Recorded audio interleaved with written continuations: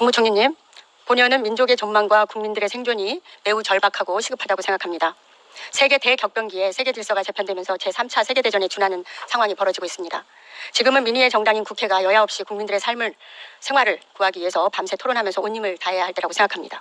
그런데 야당과의 협치는커녕 민주당을 파괴하고 당 대표를 구속하려는 시도를 끊임없이 하는 윤석열 정부를 상대로 질의할 때마다 참담한 마음을 금할 수가 없습니다. 총선 전까지 어떻게든 야당을 죽이겠다는데 몰두하고 있는데 제발 부디 지금 다뤄지고 있는 내년 예산안부터는 깊은 토론과 타협으로 벼랑 끝에서 고통당하는 서민들이 한숨 돌릴 수 있도록 국무총리를 중심으로 국민을 위한 정책 경쟁에 나서 주시기 바랍니다. 그렇게 해주시겠습니까? 네, 항상 야당과 대화하고 또 국민을 위해서 필요한 정책을 한다는 그런 생각을 가지고 있습니다.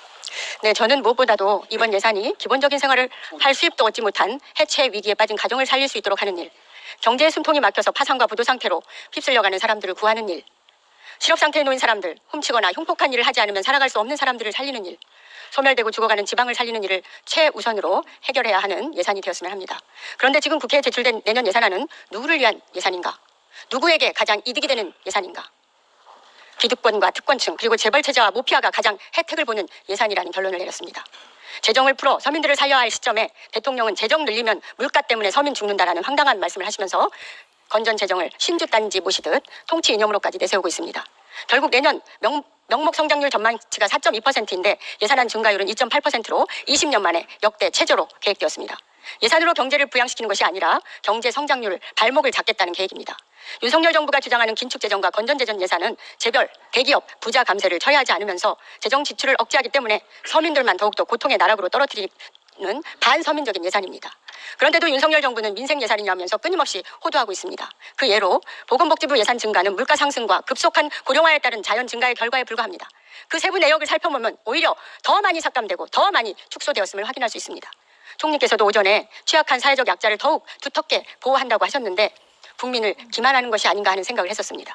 총리님, 정부는 잠재 성장률을 높일 수 있는 R&D 예산, 대통령의 전면 검토 한마디에 16.6%인 5조를 삭감해버렸습니다. 지역화폐 예산 3,525억도 전액 삭감했습니다. 청소년 활동 지원 예산 38억 전액 삭감했습니다. 디지털 성범죄 예방 예산 전액 삭감했습니다. 미래와 사회에 투자하는 예산들을 다 삭감하고 어떻게 성장할 수 있겠습니까? 더 기가 막힌 것은 SOC 예산이 전년 대비 4.6%가 증액되었음에도 여야 정권 8명의 대통령이 바뀌는 동안 30년 이상 국책사업인 전북 새만금 예산은 핀셋으로 찝어내 무려 78%나 삭감해버렸습니다. 정부 행사로 세계적 대망신을 당한 잼버리 대회 실패를 전북 탓으로 돌리고 화풀이를 하고 국민 혈세를 정치 보복과 지역 차별 수단으로 쓰고 있다고 판단됩니다. 총리님, 전북 출신이시죠? 네, 그렇습니다. 네, 윤석열 대통령께서 총리님 임명 당시에 출신 지역도 고려했다고 알고 있습니다. 이렇게 명분 없는 정치 보복성 새만금 예산 편성을 왜 막지 않고 방치하셨습니까? 그것은 바로 지금 의원님께서 말씀하신 왜 내년도 예산을 이렇게 편성했는가 하는 거기에 대한 아주 전혀 다른 해석을 하고 계시기 때문에 제가 동의할 수가 없다 하는 말씀을 우선 드리겠습니다. 내년 예산은 약자를 위한 예산이고 미래를 보는 예산이고 우리의 잠재 성장률을 올리기 위한 예산이고 포퓰리즘을 배제하는 예산이고 그리고 정말 어려운 시기지만 우리 국민들에게 서로 정부도 긴축하고 우리 국민들의 생활도 어렵지만 같이 견디고 그리고 미래를 향해서 나가자 하는 바로 그 예산입니다. 어느 정부가 총리님, 마음대로 비워서 제가 그걸 묻지 않았습니다. 왜 부처가 요구한 예산액이 78%나 삭감되는 되었는데 왜 막지 않았냐 그 말씀을 물었습니다. 78%. 그런데 왜 그런 엉뚱한 답을 하세요? 아니 의원님께서 엉뚱한 아니 제가 새만금 예산 78%가 삭감되었을 때 전북 출신으로서 총리님은 그것을 제재하거나 문제를 왜 안 삼았냐 왜 방치했냐 그걸 물었습니다. 그 답변을 해주십시오. 그러니까 의원님께서는 바로 78%를 삭제한 것은 전혀 틀린 편성이다. 지금 이걸 전제로 하고 계시잖아요. 그렇죠. 예, 왜냐하면요 다른 지역의 예산들은 모두 부처가 예산안을 요구한 예산안을 100% 다 반영했습니다. 공항 예산도 그렇고요, 철도 예산도 그렇고요, 선박 예산도 그렇고요, 도로 예산도 그랬습니다. 그런데 유독 새만금 예산만 부처가 요구한 예산안의 78%를 깎아버린 거죠. 그것도 잼버리 데이 직후에 다 합의를 했었는데도 불구하고. 다 합의를 했다는 거는 네, 부처하고 기재부하고 다 합의했다고 들었습니다. 예산이 국회에 제출될 때까지는 예산은 정부 부처 내부에서의 합의를 이제 의원님들께서 조정을 하셔야 할 그런 때입니다. 네, 하겠습니다. 총리께서도 실체도 없는 새만금 빅픽처를 운운하셨습니다. 빅픽처가 새만금 공항 건설 중단입니까? 의원님께서는 어떻게 딱 하나의 프로젝트를 가지고 그렇게 말씀하세요? 그런 소문이 지금 돌고 있습니다. 아니 소문이 도는 걸 가지고 의원님께서 질문하시나요? 아니 좀 들어보세요. 제가 질문하면 답변 주십시오.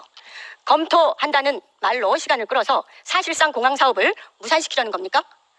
지연시키려는 겁니까? 그것이 지금 의원님께서 들으시는 소문이신가요? 네, 맞습니다. 어느 것도 지금 그 공항 문제나 모든 지금 의원님께서 말씀하신 문제에 대해서 결정을 내린 게 없습니다. 지금부터 검토를 해야 되는 겁니다. 우리의 새만금의 그러니까 발전, 뭐를 구체적으로 검토하고 있습니까? 너무나 당연한 거죠. 지금 새만금의 전체적인 발전에 대해서 그러한 인프라에 대한 수요가 내년도에 많은 돈을 넣어가지고 추진을 해야 하는 상황인가, 아니면 새로운 어떤 하나의 계획에 따른 그러한 SOC에 대한 수요를 판단을 네, 해서 아는데요. 좀 더 체계적인 거를 만들어야 되는가. 네. 당연히 그거를 네, 검토해야 제가 되지 묻는 거는 않겠습니까? 그러면 공항은 당연히 적극적으로 신속하게 건설할 겁니까? 그거는 수요에 따라서 해야죠. 그거를 지금 검토하겠다는 거 아닙니까? 지금요? 어떻게 수요도 보지 않는 SOC 이런 갖다가 공항은 건설합니까? 무산시키겠다라는 소문이 돌고 있고요. 소문을 가지고 하더라도 얘기하지 아주 마십시오. 나중에 검토한다더라 이런 소문이 돌고 있고요. 마무리만 남은 고속도로 건설은 반영하고 2025년에 마무리되게 되어 있으니까 철도, 항만 건설도 못하게 하고 식품 관련 사업 지구를 확대하는 것으로 전북 출신 총리와 전북도지사까지 만나서 직접 의논했다. 이런 소문이 돌고 있습니다. 사실입니까? 그 소문은 전혀 가짜 뉴스고요. 그래요? 저 그러면 전북 국민을 제가 선동하시는 그렇게 주장하는 아주 윤석열 정부에서 중요 요직을 차지하고 있는 분을 제보자를 제가 나중에 밝혀드릴 테니까 분명히 해명하시기 바랍니다. 그렇게 해주세요. 네. 바로 그렇게 해주시고. 그러한 사람이 있다고 말씀하시는 게 그게 선동입니다. 아닙니다. 제가 직접 들었습니다. 그리고 들은 사람이 100명도 넘습니다. 제가 직접 확인해드리겠습니다. 아주 요직에 계신 분입니다. 총리께서는 개수재정 과정에서 새만금 예산을 모두 원상 복귀시키는 거에 대해서 어떻게 생각합니까? 그거는 의원님들께서 결정하실 일이지만 정부로서는 2025년 12월까지 충분히 우리가 검토를 해가지고 계획을 확정한 다음에 예산을 넣는 것이 옳다 이렇게 생각합니다. 의원들이 결정을 하면은 도와주시겠습니까? 제가 도울 일이 뭐가 있겠습니까? 새만금 예산을 모두 보건하는 것을 의회가 의결하면 전북 출신 총리로서 적극 나서서 함께 도와주시겠습니까? 전북 출신 총리가 아니고요. 대한민국 총리로서 판단하겠습니다. 네, 그때 판단을 하시는데 전북 출신이시는 걸 그럼 부정하시는 건 아니잖아요. 그거하고 무슨 상관이 있습니까? 제가 대한민국의 국무총리. 제가 대한민국 전국의 총리라는 거 국무총리는 부정하는 아니지 사람 않습니까? 우리나라에 아무도 없습니다. 저도 마찬가지고요.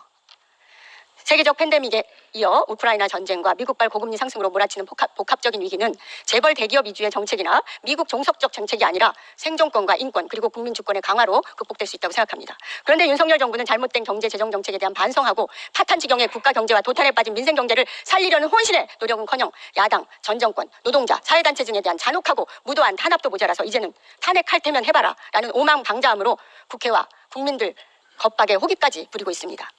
민주당이 도탄에 빠진 서민 자영업자 중산층을 위한 추가 경정 예산 편성과 확장 재정을 그렇게 간절하게 요구했지만 그 결과는 부자 감세와 경제 재정 정책 실패로 인한 세수펑크 60조 뿐이었습니다.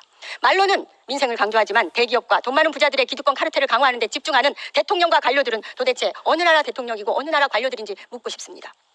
고군분투, 처절한 삶을 살아가고 있는 서민들에 대한 연민과 애통은 과연 있는지 묻고 싶습니다. 총체적인 국가 부도 위기 상태에서 공황 단계로까지 진입 중이라고 생각합니다. 총리도 국가 부도 위기를 인식하고 계십니까? 바로 그러한 국가 부도를 내지 않기 위해서 윤석열 정부는 혼신의 힘을 다했다는 말씀을 드립니다. 네, 알겠습니다. 윤석열 정부는 정책 실패에 대한 반성 없이 실책들을 덮으려고 총선 선거용 인기 영합적 정책을 남발하고 있다고 봅니다. 이것은 지지율 하락과 선거 패배에 대한 초조한 내심만 드러내는 거 아니겠는가 이렇게 생각합니다. 시급한 지방균형 발전을 외면하고 메가시티 운운하며 거대한 서울시에 김포까지 편입한다고 날뛰고 있습니다. 이명박 시장의 뉴타운 개발이 생각납니다. 국민의힘 인천시장과 충남도지사, 대구시장까지 정치 쇼라고 하고 있지 않습니까? 또 실질적 제도 개선 없는 공매도 금지로 국가 신인도가 떨어지고 외국인 투자자들도 떠날 수 있습니다. 감당할 자신 있습니까? 여기에 횡재세 운운하고 있는데 대상을 금융회사들로 한정하고 눈 가리고 아웅식으로 소액 출연금에 대체하려고 합니다. 대기업 팔 비틀기에 불과한 박근혜 정부의 최순실 미르 재단하고 무엇이 다르겠습니까? 초과 이윤에 대한 제대로 된 횡재세를 도입할 생각은 없습니까? 그럴 계획은 없습니까? 횡재세에 대해서는 유가가 많이 올랐을 때도 국회에서 많이 논의가 됐다고 생각합니다. 횡재세라는 것은 부과하는데 너무나 여러 가지 세법적 문제, 이러한 문제들이 너무 많습니다. 네, 알겠습니다. 네. 그래서 도입할 계획이 없다 그 말씀 아니에요? 도입할 생각은 없습니다. 네, 윤석열 정부는 악화일로로 가속화되고 있는 경제 위기를 모면하기 위해서 광범위하게 재정 돌려막기와 위기 지연책으로 부도 시점을 늦추기 위해서 전전긍긍하고 있다고 보여집니다. 윤석열 정부 1년 만에 59조의 세수 펑크에 국가 채무는 97조가 늘었습니다. 공공기관 부채가 88조 늘었고 국책은행 부채는 83조가 늘었습니다. 가계부채는 전 세계 1위 1749조 원이고 기업 부채는 2분기 기준 1925조 원으로 도대체 어느 한 군데도 성성한 곳이 없습니다. 지난해 김진태발 레고랜드 사태 발생했을 때 기재부는 50조, 금융위원회는 50조, 한국은행 42조, 5대 금융지주 95조 등 200조를 투입한다고 발표했었습니다. 올해 새마을 뱅크런 사태 때 한국은행 대출대조 개편을 통해서 은행 90조, 비은행 100조 규모의 유동성 공급을 발표했었습니다. 세수펑크 60조는 공자기금에서 전용을 하고 있고 한전적자금 공공기관 부실이 산업은행에 전이되자 한국토지주택공사 주식 1조 원을 현물 투자했습니다. 방산업체 등 대기업들에 대한 과도한 대출로 수출입은행 건전성이 악화되자 LH 주식 2조 원을 현물 출자하고 공급망 특별법까지 만들어서 자본금 확충에 나서고 있습니다. 밑빠진 독에 물 붓기식 공기업과 국채은행 돌려막기에 혀가 내둘러질 정도입니다. 재정 돌려막기도 가관입니다. 내년도 기재부 예산이 전체 예산 증가율 2.8%보다 무려 7배나 높은 21%나 증가시켰습니다. 아실 겁니다. 그런데 재정증권 발행과 하는 일시차입금 이자 상환에 3,500억 원을 이자로 지급했습니다. 늘어난 예산의 72%인 4조 1,300억이 돌려막기용 예산인 이자 비용입니다. 끝도 없이 돌아가는 국가 예산의 해전문인 공공자금관리기금은 올해보다 무려 26%인 3조 8천억을 증가시켜서 예수 이자 상환 예산만 18조 3천억 원을 계상할 정도입니다. 이자만 그렇습니다. 돈 빌려다 쓰고 이자도 못 내는 게 우리나라 재정당국의 기재부의 현 주소입니다. 윤석열 정부 국가채무는 1년 만에 그렇게 많이 늘었고요. 97조 늘었고요. 또 집권 이후 2년간 국가 채무 증가율이 8.2%입니다. 적자성 채무 증가율은 무려 10%나 증가하고 있습니다. 역대급 세수평기에 기금 200조 중 연기금 입출금 빼고도 재정증권 40조, 하는 차입금 113조, 이자로만 1,500억씩, 예평기금, 돌려막기 등 재정 악화가 계속 가속화되고 있습니다. 그런데 기재부는 관리재정 수지를 마이너스 3% 이하로 막겠다고 하고 있습니다. 근데 이미 관리재정 수지는 작년에 5.4%를 넘어섰습니다. 마이너스 5.4%요. 올해는 마이너스 7.6%에 전망되고 있습니다.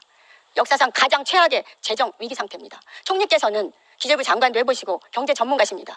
어떻게 이러한 우리나라의 경제와 재정의 위기를 타파하실 계획을 갖고 계십니까? 그러한 재정 위기가 어디서 왔을까요? 가장 많이 전 정부 탓하고 가장 많이 싶으시죠? 늘어난 전 기간이 정부 탓하고 언제였나요? 싶으시죠? 언제 가장 부채가 늘었고 외국으로부터 그렇죠. 그 말씀하실 줄 그런 알았습니다. 상태로 간다 그러면 굉장히 재정이 위험해진다라는 경고를 언제 받았었나요? 윤석열 정부는 바로 그러한 것을 개선하기 위해서 허리띠를 졸라매고 있는 겁니다. 의원님, 그건 인정해 주십시오. 네, 지금 이자 지급액이 지금 문재인 정권에서 국가 채무 많이 늘었다고 비난을 많이 하고 있는데 그때 당시에 이자 1년에 18조 정도였습니다. 지금 이자 21조도 넘게 내고 있어요.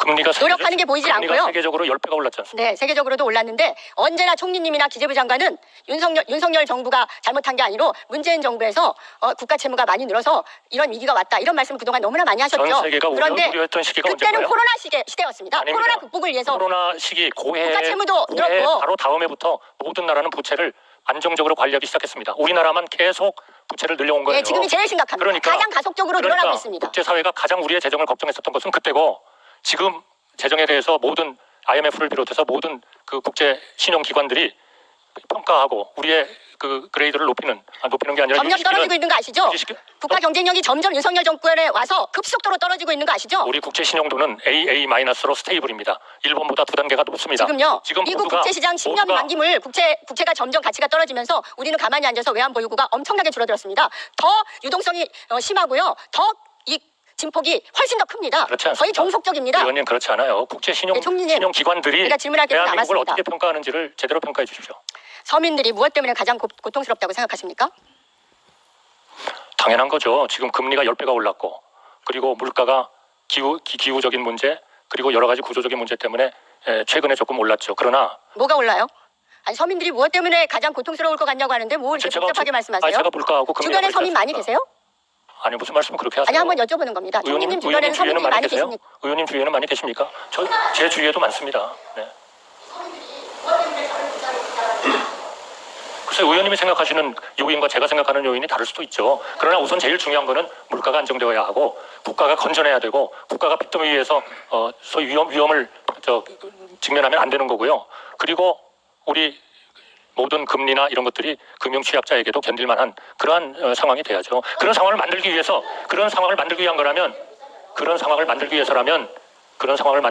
저는 여야 없이 정부 모두 같이 힘을 합쳐야 된다고 생각합니다. 네, 일방적인 비난 가지고는 안 되세요.